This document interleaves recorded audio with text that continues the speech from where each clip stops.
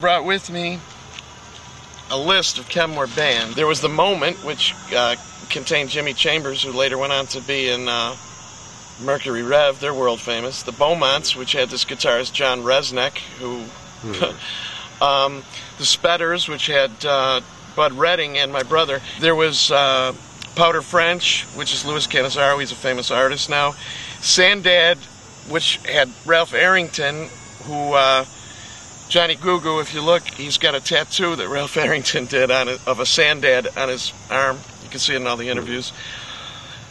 There's Tension, the Band of Gold, Skidmark, The Secrets, Electroman, The Vors, The Factor, Erectronics, The George. There was one band where George and Brian got together and they would stand there dressed the same, and it was called Two Guys. And they would just stand there with the rhythm unit. One was playing bass, one was playing the guitar. And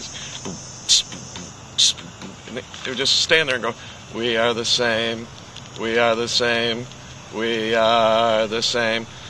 And you looked at them and you went, "Oh my God, now this has gone completely as far as you can take it." Then I went in the next week and I heard the music, "We are the same, we are the same." And I said, "Not again." And I walked in, and here they are on stage.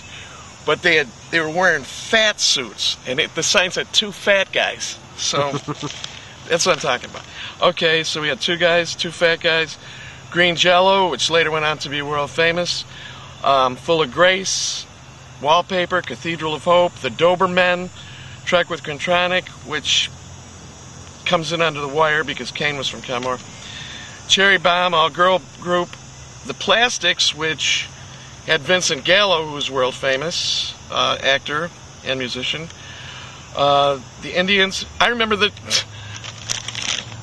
Vince Gallo sitting in my parents' living room with Tim Blake and Frank Luciano, who now owns the F Club, and my mother was bringing them in iced tea. They were going, "Freeland, we need to get some people to come to the club. You got to help us out, you know."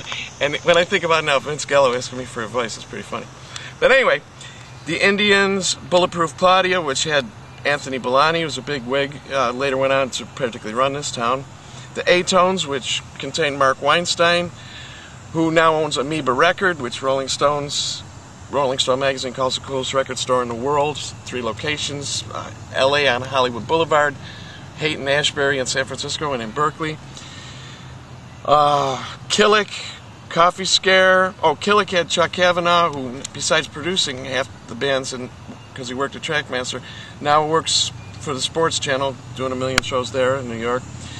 Coffee Scare, Brutus and the Senators, the famous Blue Raincoat, a fabulous band. Synep, which you can spell backwards if you want. I'm not going to say it. But that was another all-girl band. But that's just what I came with off the top of my head. So... And hodgepodge would show up at any party or event.